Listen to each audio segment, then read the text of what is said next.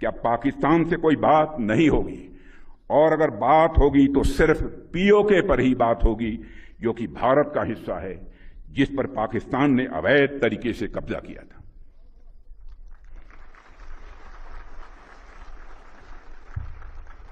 साथियों, पाकिस्तान ने इस समय आतंकवाद को अपनी सरकारी नीति का एक हिस्सा बना लिया है, और वहां पर मिलिट्री और मिलिटेंट्स के बीच का फर्क पूरी तरह से समाप्त हो चुका है।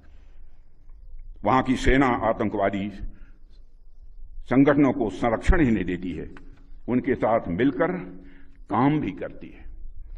इसलिए हमने ऑपरेशन सिंदूर के समय ही यह साफ कर दिया है कि भारत अब आतंकियों और उनका पोषण करने वाली सरकारों को अलग अलग करके नहीं देखेगा।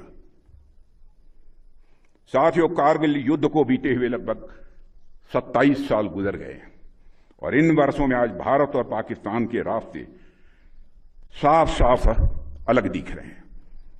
आज भारत इनोवेशन के रास्ते खोज रहा है, तो पाकिस्तान इन्फिल्ट्रेशन के नए रास्ते खोज रहा है। भारत शिप डिजाइन कर रहा है, तो पाकिस्तान टेरर डिजाइन में लगा हुआ है। भारत स्टार्टअप इकोसिस्टम खड़ा कर रहा है, तो पाकिस्तान टेरर इकोसिस्टम खड़ा कर रहा है। भारत से भी कंडक्टर्स बना रहा है, तो पाकिस्तान सुसाइड बॉम्बर्स तैयार कर रहा है। भारत स्पेस मिशंस के लिए जाना जा रहा है, तो पाकिस्तान प्रॉक्सी मिशंस चला रहा है।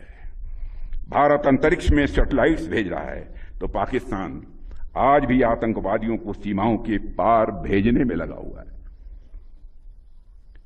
भारत दुनिया को सॉफ्टवेयर दे रहा है, तो पाकिस्तान दुनिया को स्लीपर सेल्स दे रहा है। भारत डाटा सेंटर्स बना रहा है, तो पाकिस्तान रेडिकल सेंटर्स बना रहा है।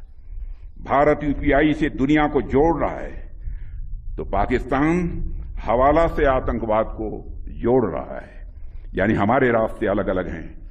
ऐसे में अगर पाकिस्तान अपने घटिया मंसूबे लेकर हमारी समृद्धि, हमारी प्रॉस्पेरिटी के रास्ते में रोड़ा लेकर आता है, तो उसे करारा जवाब देने के लिए हमारी बहादुर सेनाएं बराबर तैयार बैठी हैं।